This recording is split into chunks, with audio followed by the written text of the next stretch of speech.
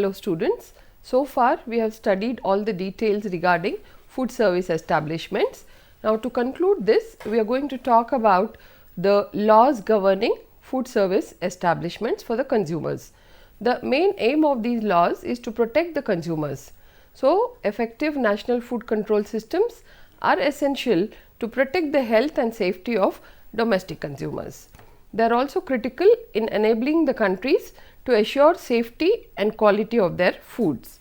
The centralized processing of foods in large quantities increases the chances of contamination, which can be avoided by maintaining effective food inspection and surveillance system.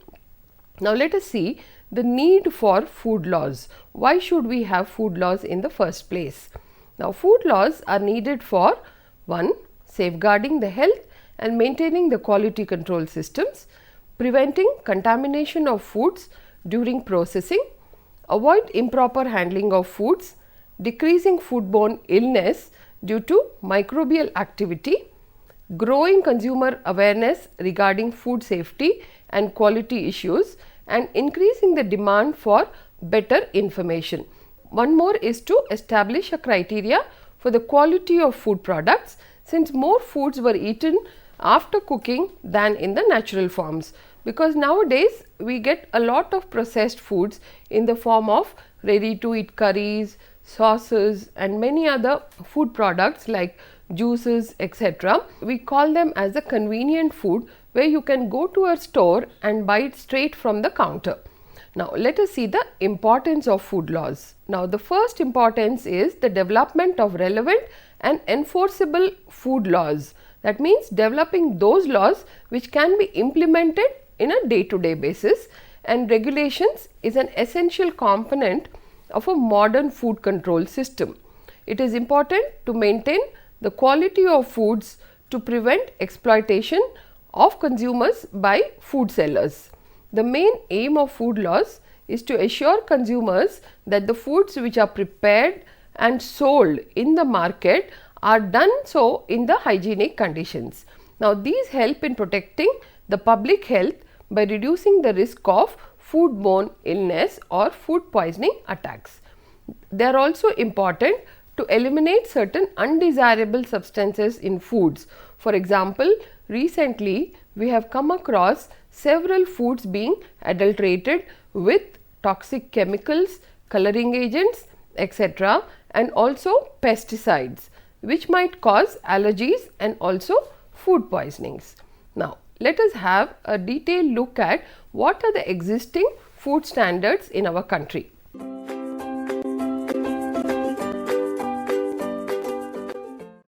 Food standards can be defined as a set of criteria that a food must meet if it is to be suitable for human consumption, such as what is the source of the food, the composition of the food, the appearance, freshness, permissible additives. In any kind of processed food we need to add additives, so how much quantity is safe, and maximum bacterial count. The most important food standards in India include one of the prime ones which we use almost in the food industry very often, is the Prevention of Food Adulteration Standard. Next, Fruit Product Order Standards, Standards of AGMARC, Indian standards what we call ISI, and let us have a look at first Prevention of Food Adulteration Standard.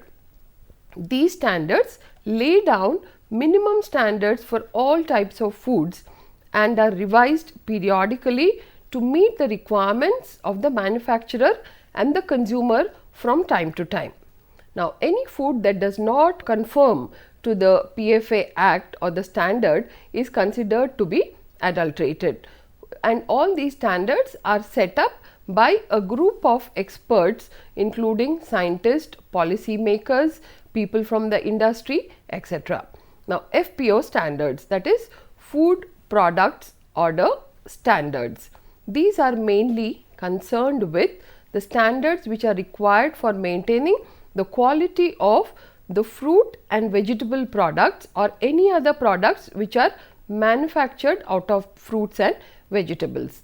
Now these are pertaining to all those processed foods, and you will see the FPO mark on all foods such as jams, jellies, sauces, etc., where the licensee is given a particular number. It also specifies the conditions of hygiene and sanitation which are required to be maintained by the manufacturer while processing. In addition, specifications are given for labeling and packaging of the products also laid down. That is, not only what should be the contents of the product, but also how the contents and the composition should be displayed on the labeling. For example, the label should contain the name of the product, the name of the manufacturer, his address, the quantity of the food, what are the ingredients which are used, and also nowadays the nutritional composition. Now the main objective of these two standards, that is FPO and the PFA, is to determine the minimum level of quality. When the above minimum qualities is attained, they are identified by other standards set up by the government through Directorate of Marketing and Inspection. Depending on the quality of the product, they are graded as ordinary, fair, good and special products. The standards which identify food products as good, fair and special products are done under the AGMARC and Indian standards. AGMARC standards, these are formulated on the physical and the chemical characteristics or attributes of food, both the natural as well as those acquired during processing. Now, AGMARC is a mark of standard for all agricultural products, that is starting with spices, condiments and food products, food grains, legumes, pulses, oil seeds, everything it covers, including eggs, fruits and vegetables also. These standards ensure accurate weights and correct selling practices. Therefore, whenever you go to the market and look at any product which has got an AGMARC marking, it is understood that it is a standard or a quality product. Now, Indian standards, or what you call the ISI standards, are issued by the Indian Standards Institution. ISI has been since generations known as the mark of quality. It has been renamed as BIS, that is Bureau of Indian Standards, to give more statutory power for formulation and promotion of standards. Now, ISI standards also cover vegetable and fruit products, spices, meat, condiments, processed foods such as biscuits, sweets, flour, soya products, tea, coffee and other beverages. The standards are set up by Indian Standard Institution, whose certification mark is seen on all products, as I said earlier, indicating conformity to laid down standards. The ISI or BIS is the National Organization for Standardization and lays down criteria for products, materials, practices and also process. Now, so far I have covered the 3 Indian standards which are existing at the national level in our country.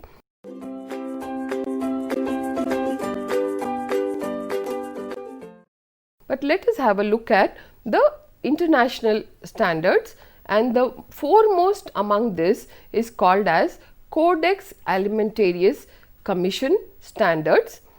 This Codex Alimentarius Commission was established in the year 1962.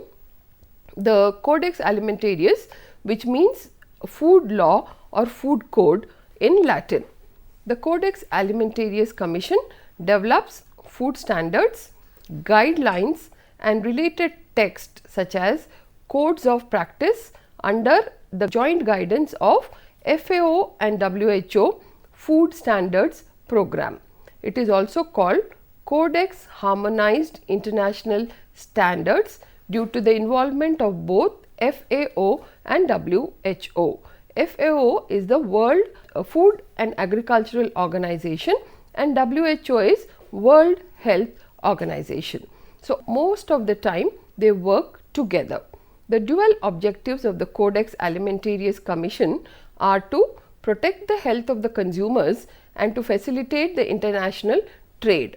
So, we call now the world has become a global village. So, what it means that whatever food material that we are selling in India is also available in America and the rest of the countries, so that more and more people can access the Indian foods or spices or condiments, etc. And also it is made available to the people of Indian origin who are residing in these countries. And we also have lot of products produced and manufactured in our country which are exclusive trademark. Therefore, they are being imported or sold in the other countries. But when we need to sell these in the other countries, we need to go through the standards followed or laid down by International Codex Alimentarius. It brings all together the interested parties like scientists, technical experts, governments, consumers and industry representatives to help develop standards for food manufacturing and trade. Let us look under this what is the standards regarding hygiene. When tested by appropriate methods of sampling and examination, the products shall be free from microorganisms which might be harmful. It should be free from parasites. It should not contain any substance originating from microorganisms, that is any toxins etc. in amounts which may be a representative hazard to the health. Now, Codex standards for fruits and vegetables. Usually fruits and vegetables may have pesticide residue due to their excess usage. Hence, proper washing is advised, but more than proper washing, there are minimum standards for the pesticides. Food additive sulphite, which is used in dry fruits, should not exceed 1000 milligrams per kilogram weight as per the joint FAO and WHO expert committee on food additives. Coming to certain orders which are existing in our country so far, one is Meat Food Products Order, or it is also called as MFPO. It is the regulation for the production of meat products which are covered by the Meat Food Products Order, which was promulgated by the Government of India in the year 1973. Now, the Directorate of Marketing and Inspection at the Ministry of Agriculture is the regulatory authority for this order, which is equally applicable to domestic processors and also importers of meat products. Species, sanitation and hygiene requirements for slaughterhouses and manufacture of meat products are involved in this. It also contains standards for packing, marking, labeling, provisions for containers, what type of container should be used, should it be glass, should it be plastic, should it be metal, whether there should be a coating inside, all these are defined under this. It defines the permissible quantity of heavy metals, preservatives and insecticide residues in meat products. Now, Ministry of Food Processing Industries administers the Meat Food Products Order of 1973, which ensures quality and hygienic production of meat food products including fish. Now, next is Milk and Milk Products Order, which was promulgated by the government in the year 1992. The Milk and Milk Products Order is exercised under the Essential Commodities Act and is regulated by the Ministry of Agriculture through the Department of Animal Husbandry and Dairy and Fisheries. The production, collection, transportation, distribution and supply of milk and milk products are controlled by this order. The order sets sanitary requirements for dairies, machinery and premises, which includes quality control, certification, packing, labeling, for labeling standards also for milk and milk products. The standards specified in the order also apply to imported products. See, whatever orders that I am telling you about, they are not only for the domestic consumer in our country, but they are also for anybody who wants to import their products out of the country. Plus, they also have to go through the International Codex standards.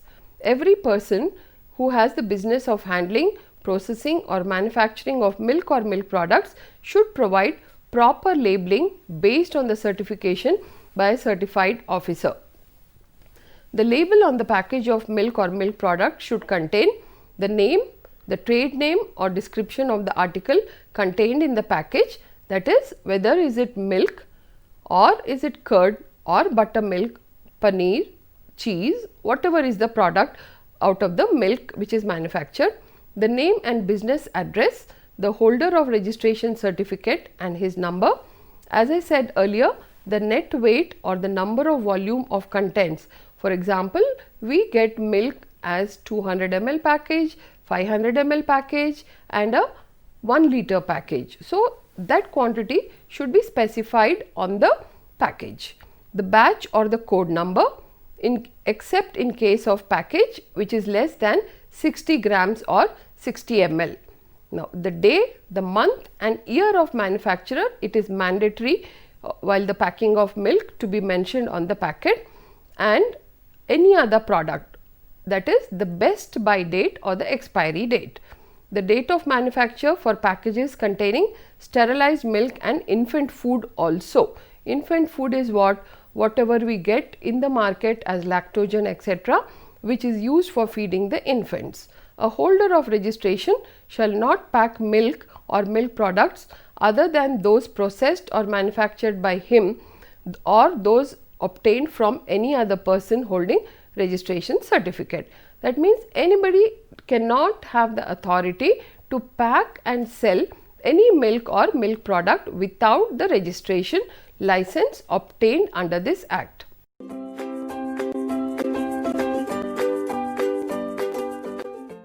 Let us look at the certification marks. Certification marks are stamped on packages of foods and food products, whether they may be ISI, FPO or AgMark, and recently from 2006 it has been replaced by a mark of FSSAI.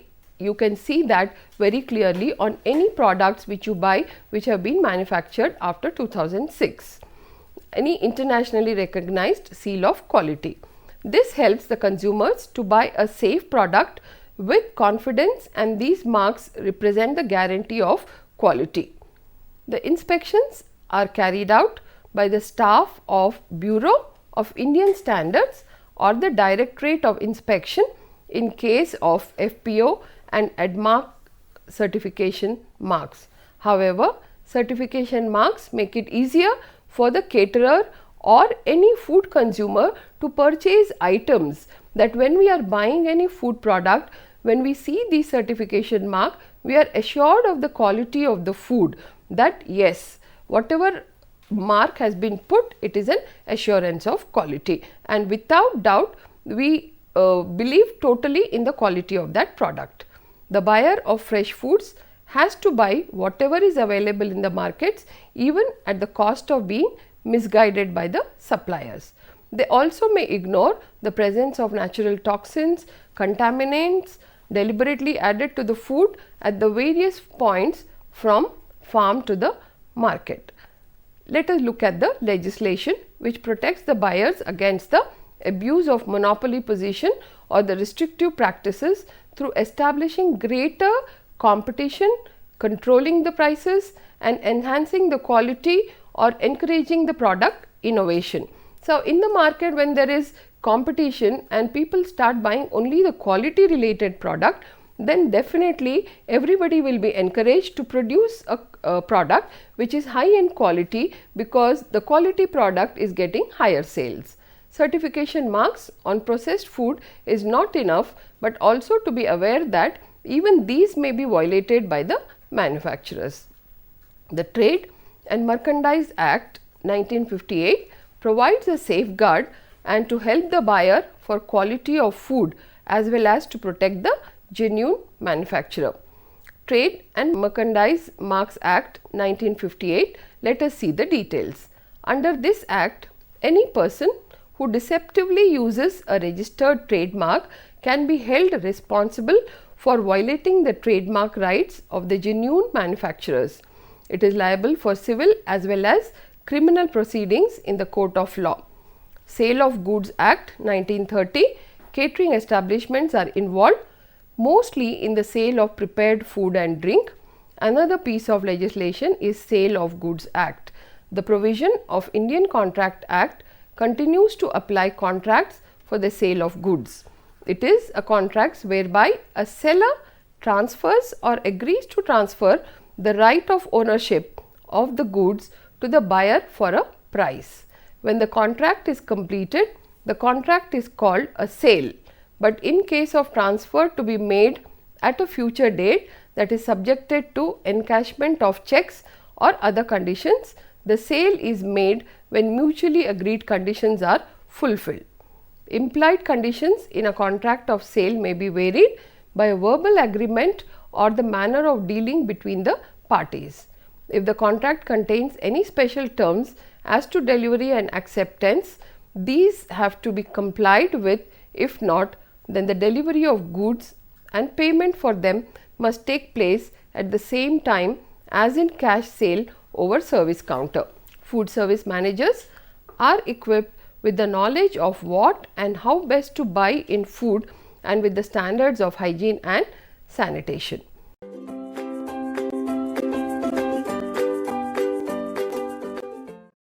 Now, apart from laws related to food, in the food service establishments, labor laws are also involved.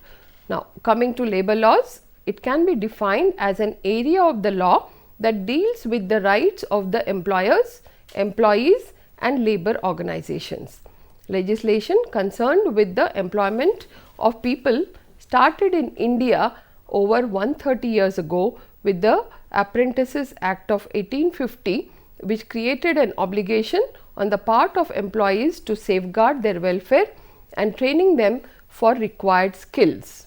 With the growth of industrialization came the Fatal Accident Act 1855 to compensate employees' families in case of fatal accidents which occur at the workplace. Breach of Contract Act, it was promulgated in 1859 to deal with the conduct of employees, like employees leaving the organization suddenly without any notice. Employees and Workmen Disputes Act 1860, this act was introduced to settle any grievances arising at workplace between the workers or between the employers and employees. At present, there are 110 laws covering employment and working conditions of employees, with amendments appearing from time to time which keep up with the changes in the living and working conditions of the people. Registration of establishments. The primary obligation of every establishment that it should be registered with the government so that it has legal sanction to run or operate as a place of public service of selling of foods. Registration of establishments may be carried by municipal corporations of that particular region or controlled by a central government department depending on location and size of the facility. Information that has to be filled by the owners should be submitted along with the registration fees.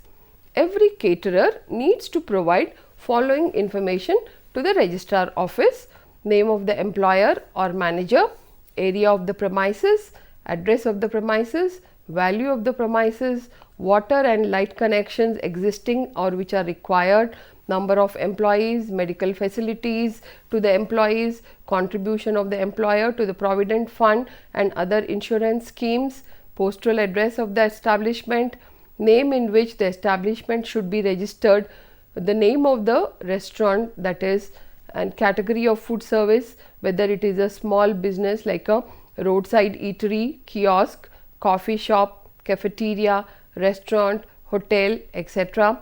Then laws which are pertaining to the welfare of the employers.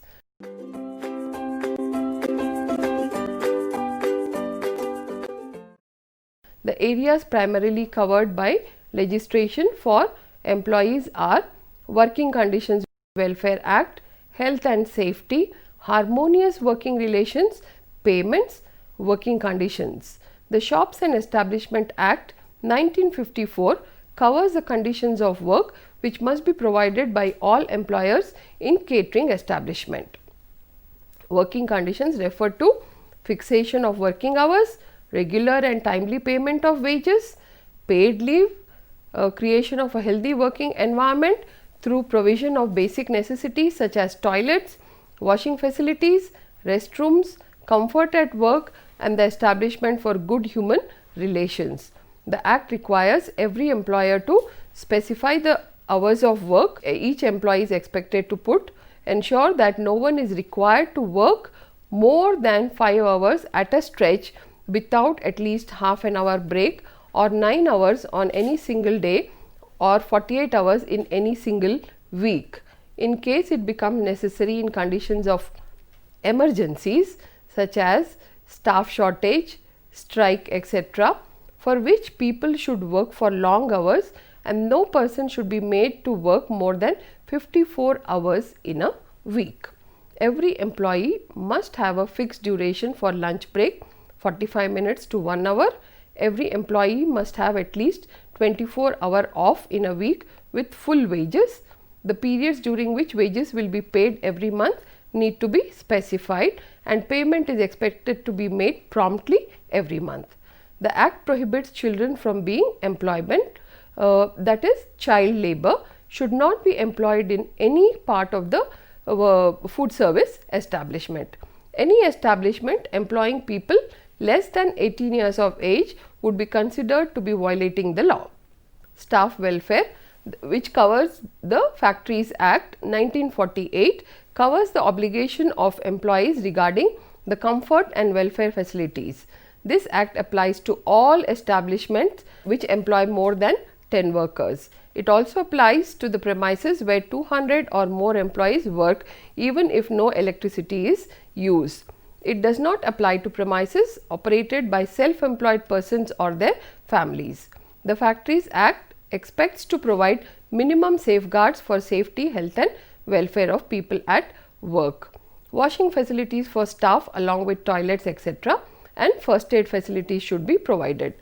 Now, the employees with regard to leave should be given annual leave at the rate of 1 month's salary for every year for permanent employees. Uniforms must be also provided. Employees State Insurance Act also takes care of the provision of benefits to employees which are financed from contribution of employers. The benefit is also expected to be paid in the form of pension to the dependents of workers who may sustain fatal injuries during work. This act applies to all food service establishment employing 20 or more persons and covers all employees whose monthly wages do not exceed ₹1,000 per month. Other benefits include canteen, housing facility, legal, purchasing services, etc. All welfare activities should be designed to the needs of the employees. Health and safety. The Factories Act also lays down conditions to safeguard the health and safety of people at work. To ensure a healthy environment, the following are necessary: cleanliness, disposal of waste material, ventilation, proper working, hygienic working condition, enough lighting, running water, clean drinking water, proper toilet and washing facilities. The safety procedures, as we have already seen some of them: periodic maintenance of electrical appliances, proper placing of firefighting equipment, its regular maintenance, establishing good working habits and safety policy. Apart from this, adequate sanitary facilities also, and eradication of rodents, insects and pests of all kinds. The Directorate General of Health Services is responsible for setting up inspection cells to ensure the health and safety of the environment and the working conditions for the employees. The Act outlines the measures for preventing or settling grievances and disputes, prohibiting strike and lockouts, negotiating terms and conditions on behalf of employees and employers. We also have, since catering is a fast growing industry, the workers are becoming members of trade unions. So, the Trade Union Act of 1926 is also applicable. Now, let us conclude this regarding the laws of the food service establishment. Laws relating to food service establishments play a pivotal role in catering industry. They are designed to maintain quality and of the food and the final product and assure that they are free from adulterants, chemicals and bacterial contamination. Finally, legislature is required for safeguarding the health of both workers and the consumers. So, I hope you had a very comprehensive understanding of all the laws and standards which govern the food service establishments.